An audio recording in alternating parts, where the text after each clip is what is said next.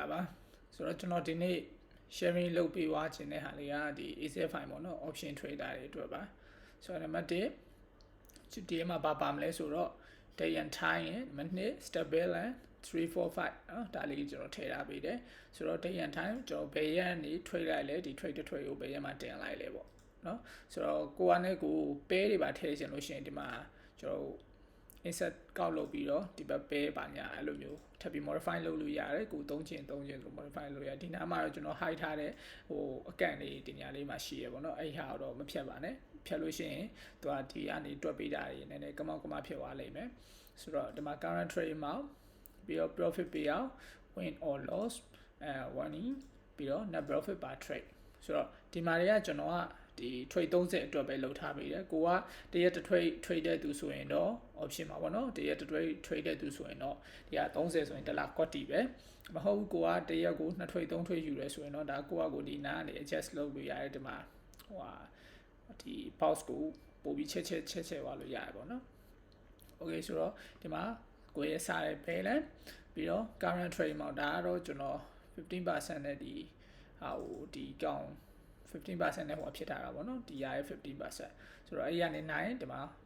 profit payout ရမယ်ဆိုတော့ net profit per trade ဒါကျွန်တော်ရဲ့အသက်တင်ရတဲ့ဟာပေါ့နော်ဟို$85 trade ပဲမယ်$85အမြတ်ပြန်မရဘူးသူတို့ပေးတဲ့ percentage တခုကနေပဲပြန်ရမယ် okay ဆိုတော့ပြီးတော့ဒီမှာ win ဆိုရင် win ရိုက်ထည့်လိုက်ရတယ် patient safety ဆိုတော့ပေါ်လာမယ် okay ဒီမှာ okay loss ဆိုပြီးတော့ရိုက်ထည့်လိုက်လို့ရှိရင်ကျွန်တော်ဒီမှာ restaurant beat the market tomorrow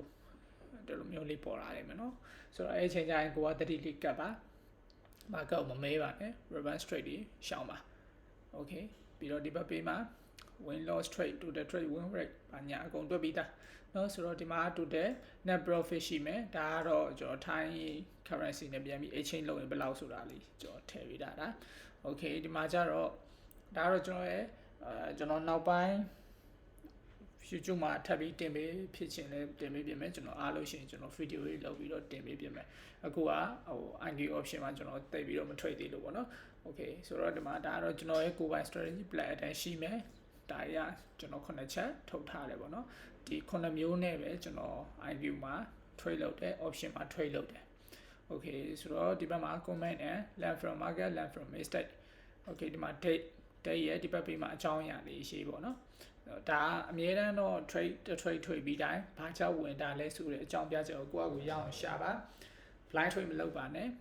blind trade လုပ်လို့ရှိရင်မြကန်တည်းမကြောက်သလိုပေါက်ရတွေဝရှူဝါတွေရှောက်လုပ်နေရမကောင်းဘူးဆိုတော့ကို trade ချင်းစီတိုင်းမှာကိုကအကြောင်းအရာပါမယ် and then ဟို market ပုံမြင်နေမြင်တက်နိုင်လို့ရှိရင်အဲ့ဒီဟာကို screenshot ရိုက်ပြီးတော့ဒီဘက်ပေးမှာပါscreenshot တစ်ခုနဲ့ market ဝင်လိုက်တဲ့ပုံစံနဲ့ပါတင်ထားလို့ရတယ်ပေါ့နော်ဆိုတော့ကျွန်တော်ကတော့အပြင်မှာပဲ folder ဖွဲ့ပြီးတော့ပဲတင်ထားတယ်အဲ့လိုမျိုးလေး trading channel လေးကိုလုပ်ပါဒါပို့ပြီးတော့မြန်တိုးတက်တဲ့နီလန်းလေးဖြစ်ပါတယ်ဒီအောက်တော့ပါရမဟုတ်ကျွန်တော်ထည့်ပေးတာ